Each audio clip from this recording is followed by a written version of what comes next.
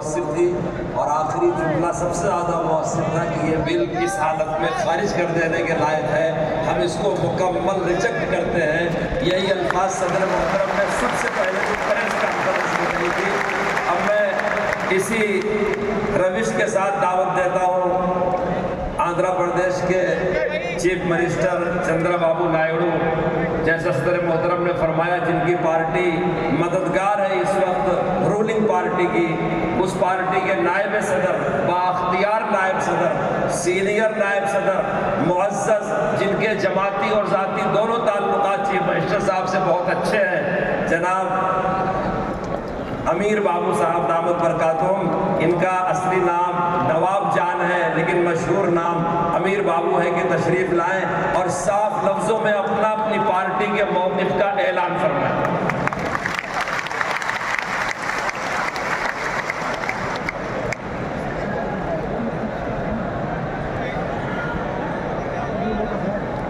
सदर जलसा इज़्ज़तमाब हज़रत सैयद शाह अहमद अरशद मदनी साहब और पूरे हिंदुस्तान से आए हुए मुसलमानों, भाइयों, बुज़ुर्गों, दोस्तों, सबको मेरे तरफ से अस्सलाम वालेकुम रहमतुल्लाहि व बरकातुहू।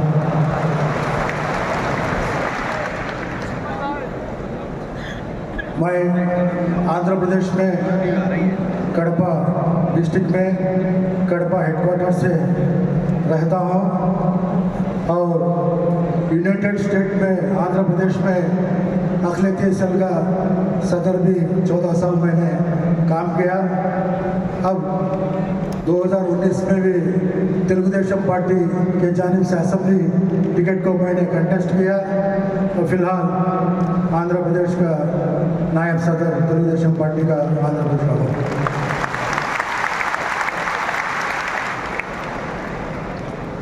आज वक्त जो बिल लाने के जो सेंट्रल हुकूमत कोशिश करती है, वो कोशिश को नाकामयाबी के लिए हम सब लोग एकता से आगे बढ़ना है।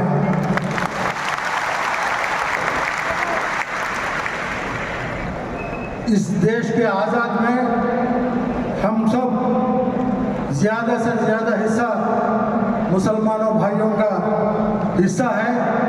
खासकर हमारे उलमा इमाम हाफिज़ कुरान लोग बहुत कुर्बान, तन मन धन सब कुर्बान किए हैं। ये सबूत हम नहीं बोलते हैं। आपके दिल्ली के इंडिया गेट पे जो गेट के ऊपर 80,000 लोगों का नाम मुसलमानों भाइयों शहीद इस देश के आज़ाद के लिए कुर्बान किए।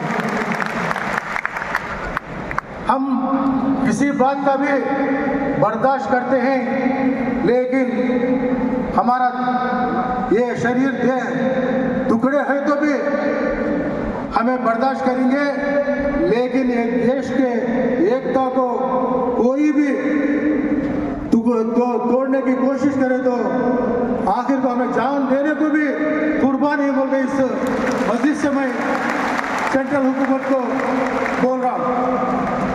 आज हमारा भारत देश ऐसा देश है जो गुलदस्ता जैसा है। हमारा हुजूर कहते हैं, हमारा कुरान कहता है अल्हम्दुलिल्लाह रब्बिल आलमीन। कभी भी कहीं भी अल्हम्दुलिल्लाह मुसलमान बोल के कहीं भी नहीं बोले, अल्हम्दुलिल्लाह रब्बिल आलमीन बोल के हैं। सबको अपनी नज़र से, एक नज़र से देखो, सबको हिंदू मुस्लिम सिख सबको भी लेकर आगे चलो बोल के उन दिनों में जो हमारे हुजूर नबी सल्लल्लाहु अलैहि वसल्लम ने हमने रास्ता दिखाया है, वही रास्ते से हमें चल रहे हैं। लेकिन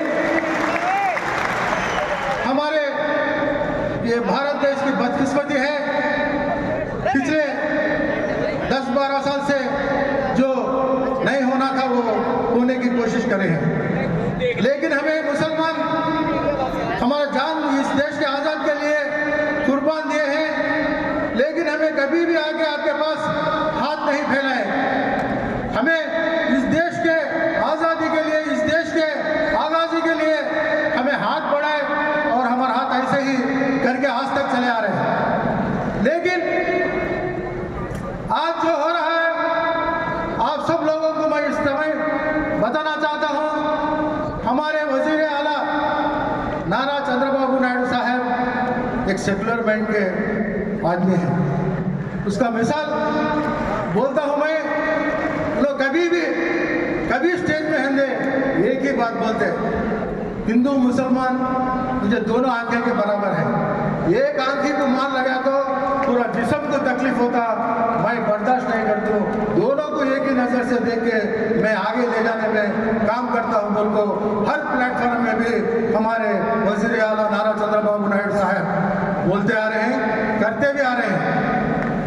इनके हुकूमत में मुसलमानों को जो फायदा पहुँचता है, कोई भी हुकूमत में पिछले हमारे आज़ादी आने के समय के बाद जो हमारे आंध्र प्रदेश में मुसलमानों को फायदा पहुंच रहा है, मैं एक दो तीन मिसाल बोलता हूं।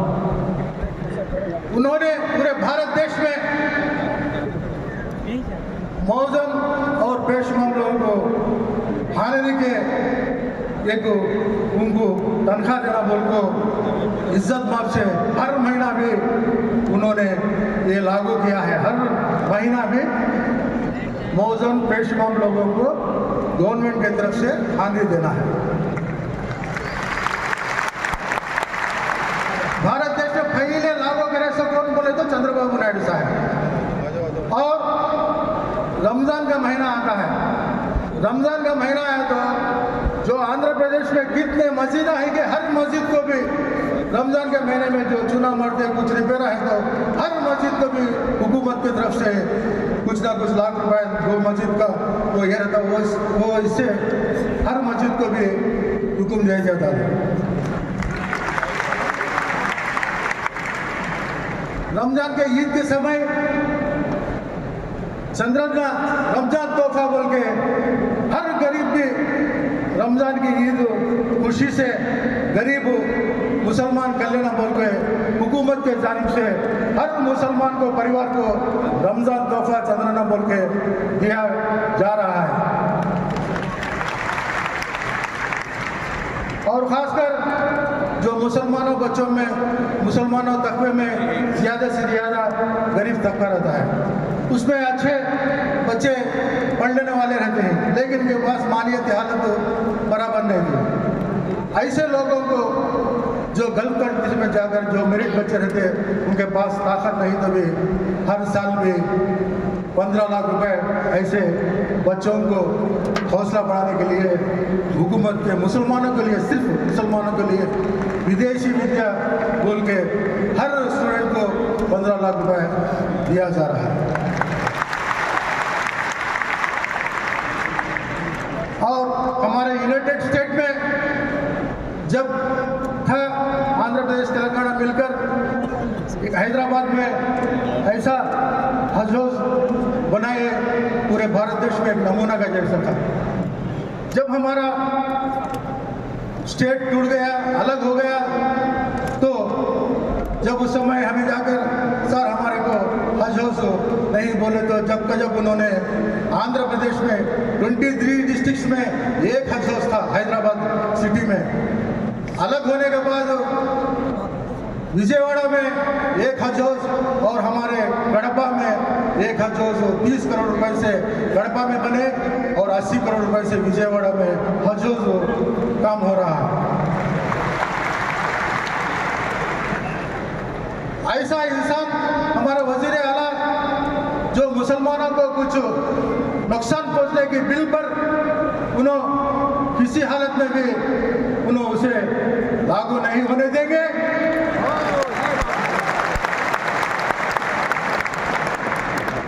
आज ये अमेंड बिल कमेटी भी आज आगाज होगा तो हमारे वजीर आला चंद्रबाबू नायडू का उनका सोच है, इसमें सोचिए, राय मशवरा लो, ये कमेटी डाल के और इसे फिर कर सर्वे कर लोगों की राय मशवरा लेकर उसके बाद बात करेंगे बोल के फिलहाल उन्होंने कमेटी के नाम से रोक दिया है।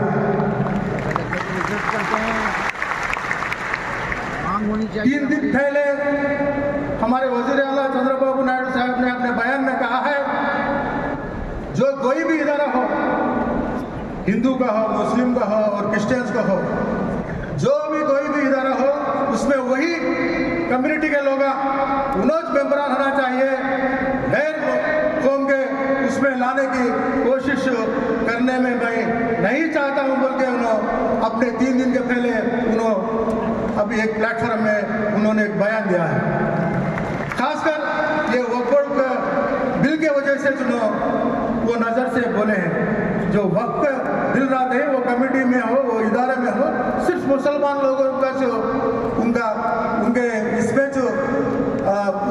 जो चल रहा है बोल के उन्होंने पूरे से पूरा ऐलान कर दिया है।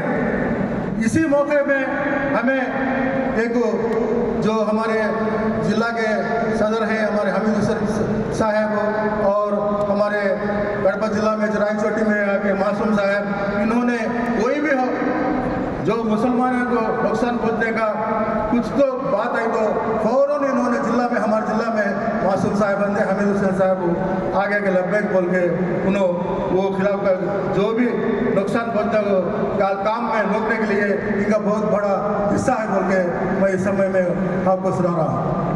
आज चंद्रबाबू नायडू साहब ने किसी हालत में भी आप बेफिक्र रखिए, उन्होंने ज़रूर से ज़रूर ये बिल रोकने की कोशिश करेंगे।